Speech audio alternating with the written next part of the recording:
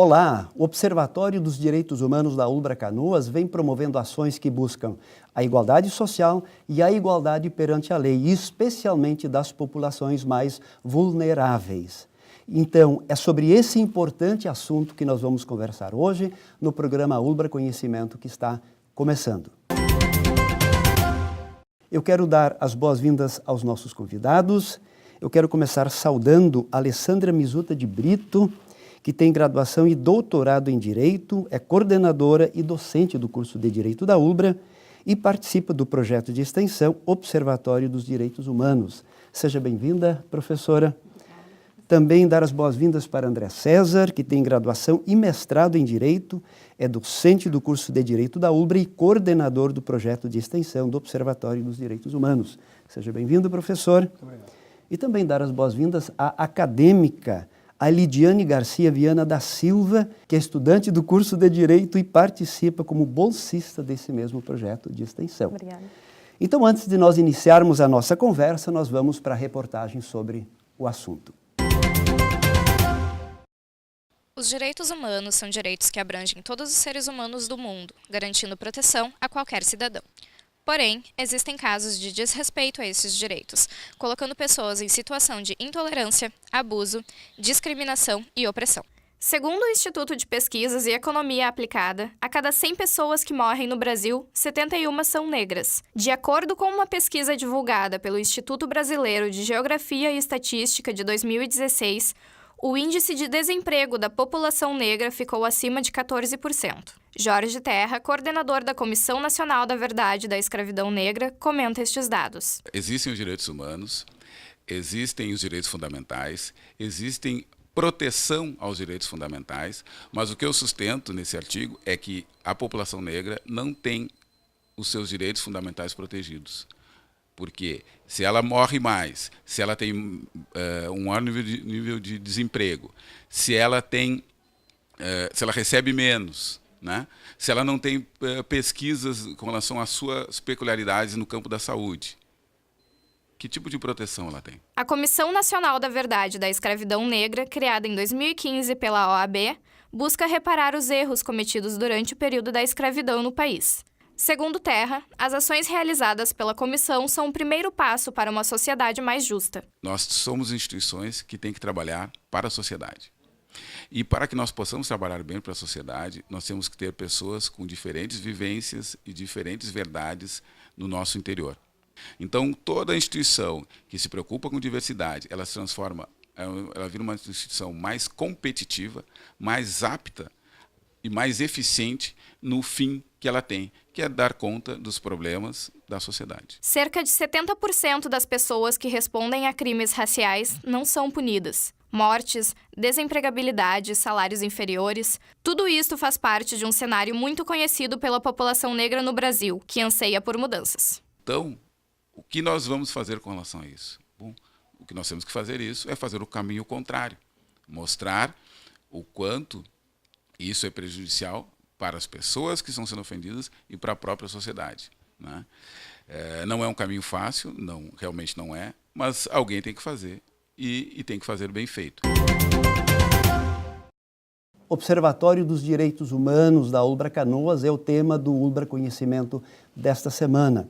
E eu quero começar a nossa conversa perguntando para o professor André, afinal de contas, o que é esse projeto de extensão Observatório dos Direitos Humanos da ULBRA? Boa tarde, então, professor Cláudio. Boa tarde aos colegas. O Observatório é um projeto que a instituição agregou à sua gama de projetos de extensão. Era um projeto que vinha sendo desenvolvido em determinados campi e que a instituição trouxe, centralizou para que efetivamente se tornasse um projeto institucional. Ele já vem sendo desenvolvido há mais tempo e com ações específicas. As ações específicas envolvem hoje, diretamente no campus de Canoas, o curso de Direito, o curso de Psicologia e o curso de Serviço Social. Então é multidisciplinar esse projeto. Perfeito, exatamente. Tanto que as ações vêm sendo desenvolvidas em um determinado foco, que é o foco da acessibilidade, e a partir desse segundo semestre de 2017, nós passamos a dar continuidade na acessibilidade como foco do projeto, mas também outras ações estarão sendo desenvolvidas no sentido de violência nas escolas. O próprio projeto que vinha sendo desenvolvido com relação à acessibilidade já vem sendo desenvolvido em determinadas escolas e que já tem hoje um acolhimento a determinados adolescentes que passam por situação de risco, de vulnerabilidade. Esse é um dos projetos que está sendo desenvolvido pelo curso de Serviço Social. E outro projeto desenvolvido também é um projeto que envolve o levantamento de dados especificamente sobre violência nas escolas. Muito bem. Professora Alessandra, o professor André já comentou um pouco quais são as principais populações atendidas hoje pelo projeto. Sim, bem, boa tarde, professora Cláudia, professora André, Lidiane. Obrigada pelo espaço para nós podermos divulgar um pouquinho mais, então, a respeito desse nosso projeto, que nos é tão caro. Bem, como o professor André estava colocando, já vinha expondo até então, nós temos como intenção primeira nesse projeto, como nós estávamos assumindo, então, o projeto que vinha do curso de Ciência Política e que foi agregado, então, ao curso de Direito no início do ano de 2016, a nossa primeira intenção foi trabalhar com o foco que a própria instituição tem como uma bandeira, que seria a questão da acessibilidade. Perfeito. Conversando com o PPA, que seria então o setor específico que trabalha com acessibilidade, que seria o Projeto Permanente de Acessibilidade Institucional, nós temos realizado algumas ações. E essas ações têm acontecido, então, em parceria com organizações não governamentais, como, por exemplo, a ONG Chimarrão da Amizade. Nós já fizemos parceria com outros projetos de extensão da própria instituição, como, por exemplo, o CIEPRE, que é do curso de Educação Física. Sim, e com essas parcerias nós temos, então, tentado alcançar essa população que necessita, então, de alguma orientação, especificamente no que diz respeito à acessibilidade.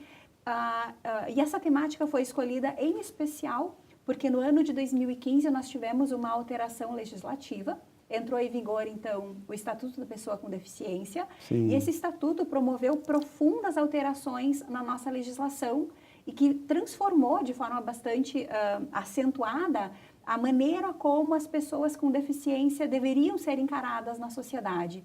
Então, a nossa primeira intenção com o projeto, quando foi assumido lá em 2016, foi justamente levar à população, levar à comunidade o que seriam essas alterações e de que forma deveria-se, então, encarar as pessoas com deficiência a partir daquele momento, dentro, então, desse nosso contexto social. A Lidiane, você que é acadêmica do curso de Direito, o que te levou a ingressar nesse projeto Observatório dos Direitos Humanos?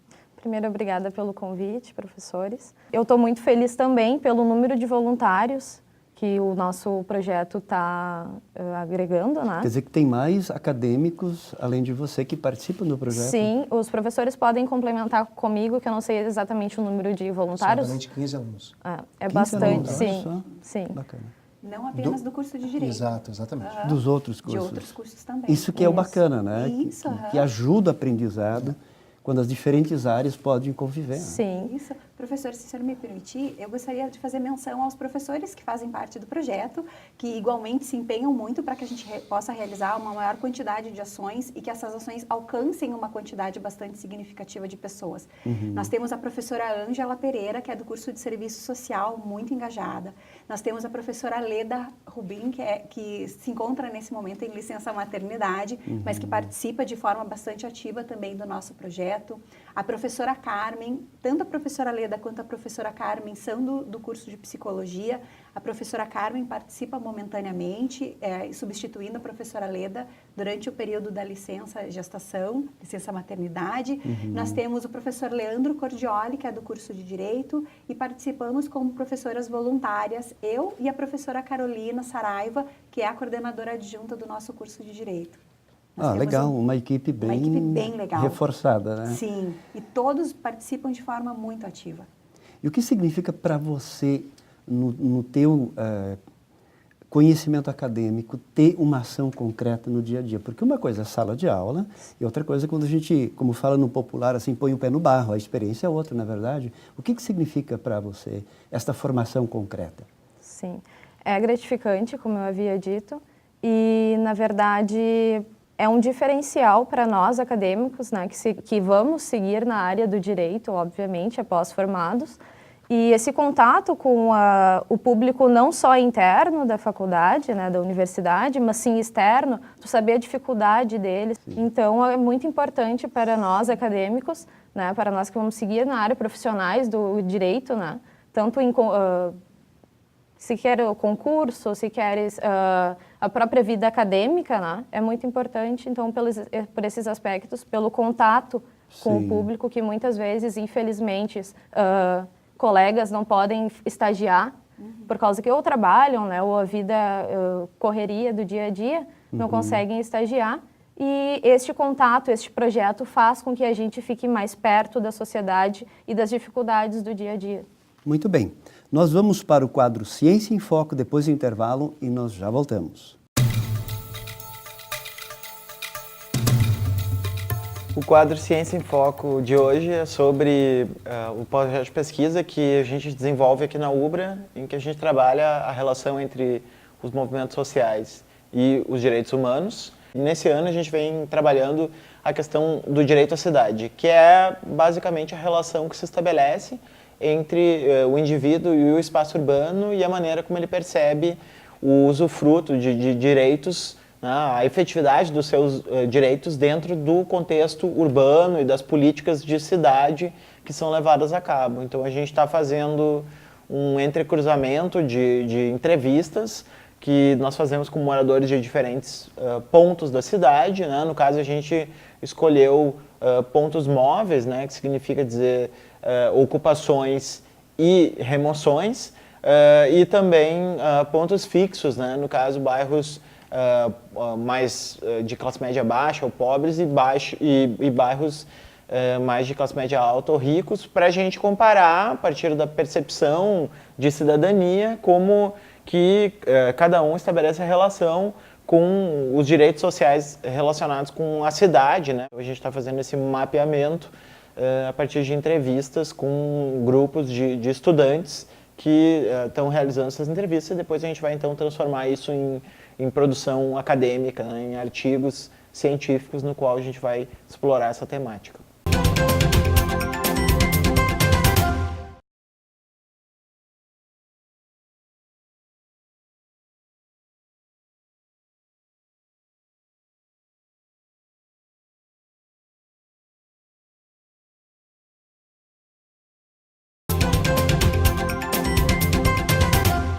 Observatório dos Direitos Humanos é o tema do UBRA Conhecimento dessa semana.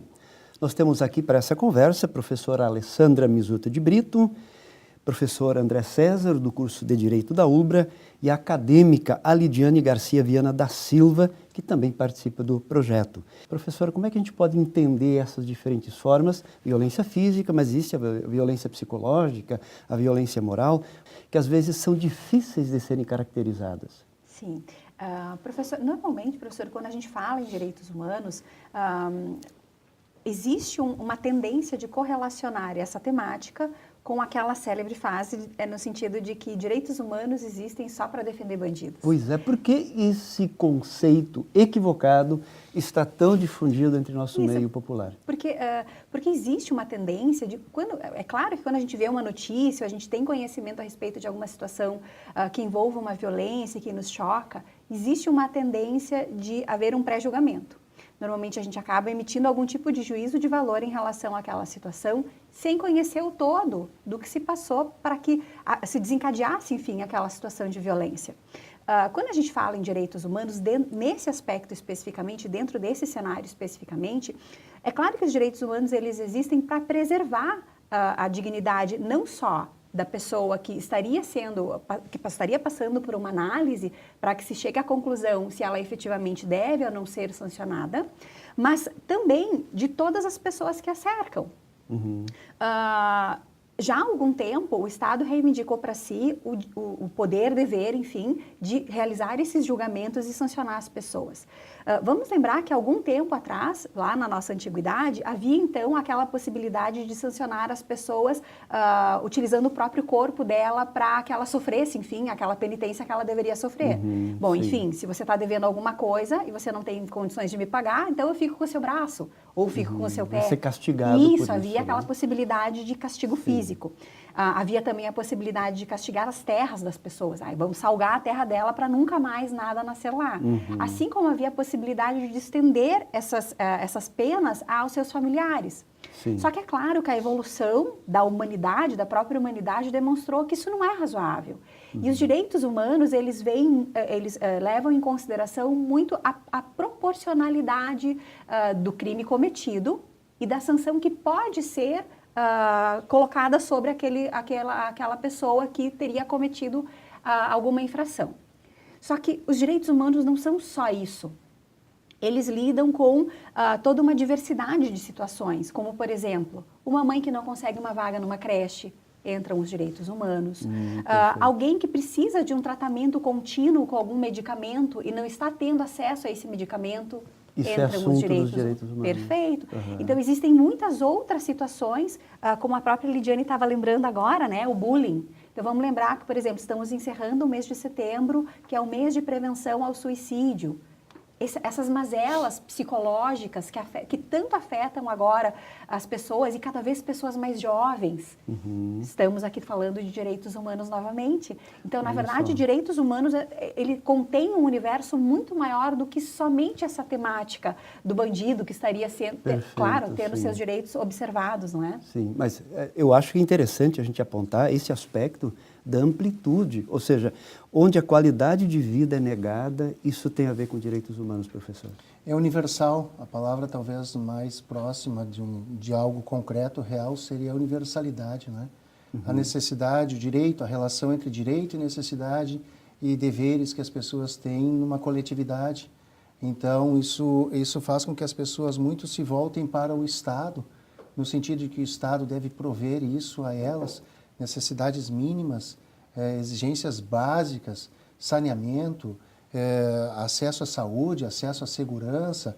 São palavras que, se a gente olhar na profundidade, no seu teor, na sua essência, basta falar em acesso, a oportunidade que essas pessoas poderiam ter e não têm pelos mais variados motivos. Isso é assunto dos direitos humanos, Com professor? certeza, porque nós falamos, no fundo, de cidadania. Nós falamos do mínimo essencial para que as pessoas tenham uma vida saudável, uma vida com qualidade, uma vida com tudo. E essa oportunidade que o projeto permite, tanto aos profissionais, tanto aos professores, aos alunos, tanto que houve um interesse enorme nesse semestre na busca dessa oportunidade de ter acesso novamente. Perfeito. A oportunidade, não é? E isso desmistifica a ideia, porque o que a professora comentava, se me permite, professora Alessandra, é exatamente essa ideia errada de que, bom, então direitos humanos agora é para bandido. Por quê? Porque as pessoas também não conseguem ler a desproporcionalidade entre uma vítima que morre em função de um latrocínio, em função de um homicídio, e a pena que vai ser aplicada àquele que cometeu esse crime quando for condenado. Porque a pessoa se foi, o familiar ficou, aquele indivíduo que cometeu o crime, por vezes, ele vai cumprir uma pena corpórea, física, no sentido de privação da liberdade. Sim. Mas vai chegar num determinado momento que ele vai ter a sua liberdade. Então, por isso também, isso contribui para essa ideia equivocada. Isso também serve como mecanismo de afastar de outros focos que deveriam ser objeto de melhor atendimento, de melhor controle, de melhor eficiência, não é? Porque a partir do momento que você sai de uma necessidade individual e torna essa ideia de que essa necessidade ela é comum a uma comunidade, a um determinado grupo de pessoas, a uma universalidade, e isso não acontece, aí estão os direitos humanos, porque é do direito, da essência, da oportunidade, da necessidade que a pessoa tem de ser atendida, porque é direito seu. Em algum lugar ele está previsto. Então o projeto também busca que essa realidade distante da lei se aproxime da realidade das pessoas. E nós, de certa maneira, nós fazemos com que isso seja, nós sejamos instrumentos de aproximação e de efetividade, para que nós possamos depois ter evidências de que efetivamente a instituição oportunizou através dos seus profissionais, através dos seus alunos, através dessa estrutura. E isso é grandioso. Isso é importantíssimo, porque isso identifica as pessoas não ao grupo que lhes atende diretamente, não é? Não é uma ideia também assistencialista. A gente tem uma ideia de que as pessoas também saibam dos seus direitos, lhes seja oportunizado e que elas também busquem isso em outros instrumentos, em outros lugares e com outras instituições, e o próprio Estado também aí tem o seu papel, que é fundamental. Que é fundamental, exato. Fundamental. E é importante, o esclarecimento sempre é um passo para a emancipação. Então, em termos gerais, eu acho interessante a gente conversar sobre isso, aquilo que vocês colocaram agora, de ampliar esse conceito de direitos humanos, ou seja, se o cadeirante precisa andar no meio da rua porque a calçada não permite, isso é um assunto dos direitos humanos também. Então é importante para nós, como sociedade, ter isso mais claro.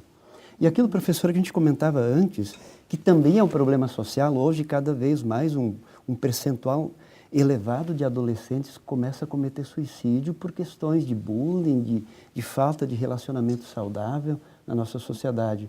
Isso é um problema crescente no nosso meio também. Sim, isso é um problema crescente e as novas tecnologias têm potencializado de forma muito significativa essas mazelas. O que acontece é que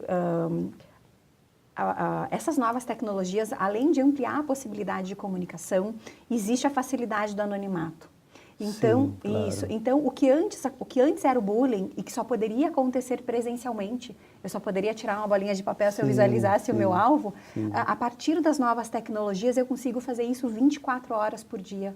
Alguém que é alvo de bullying, ela pode ser constantemente e de forma ininterrupta alvejada por algum tipo de comentário, por algum tipo de observação que possa feri-la internamente, enfim. Além, é claro, da questão da continuidade.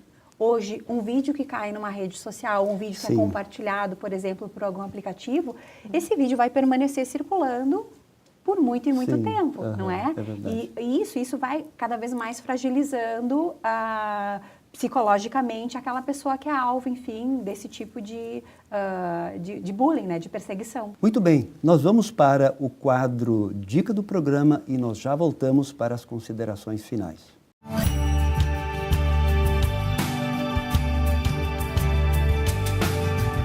A dica do programa de hoje é sobre estereótipos.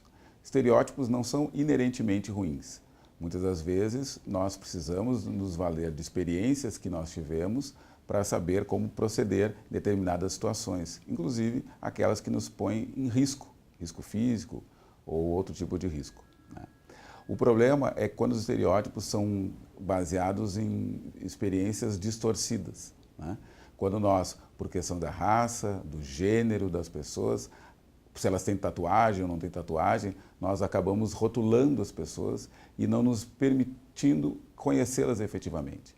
Então a dica de hoje é: permita conhecer as pessoas, permita realizar trocas com as pessoas, permita-se viver.